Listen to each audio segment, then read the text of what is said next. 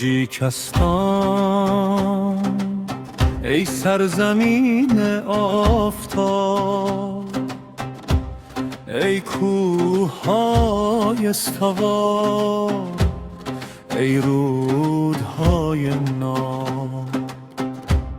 از پامیر تا دشته‌های سبز وطن، هر ذره خاکم بهشت جان من. از رودکی آغاز شد آواز عشق، از سامانی ماند این پرواز عشق. فرهنگ ما چون خورشید تابان است، نام تو در قلب هر انسان است. هر جا روم نام تو با من، در هر نفس عشق تو در تن.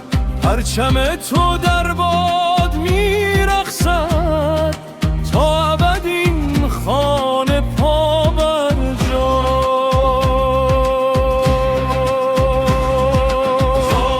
تاجیکستان خانه من، افتخار هر نفس من.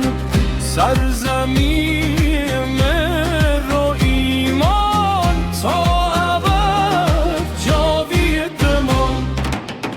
از دوشنبه تا خجم، تا به بخشان بلند، نام تو می درخشد مثل خورشید وطن.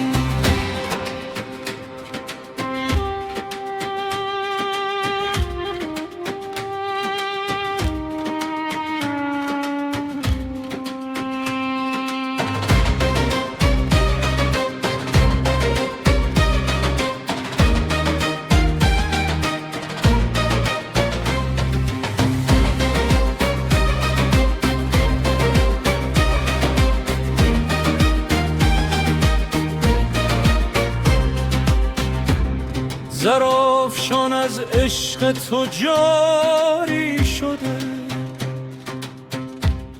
و خوش از نامت بهاری شده.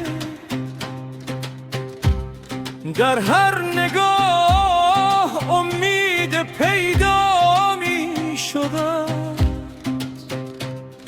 با عشق تو فردا زیبا می شده. ای وطن ای مهد فرهنگ و هنر، ای نشان صلح تا پایان بشر. دست در دست هم یک صدا شویم، برای نامت همیشه جان دهیم.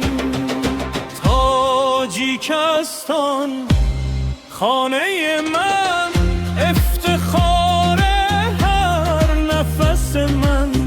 تا جهان باقیست نامت زنده باد، پرچمت همیشه سرفراز باد.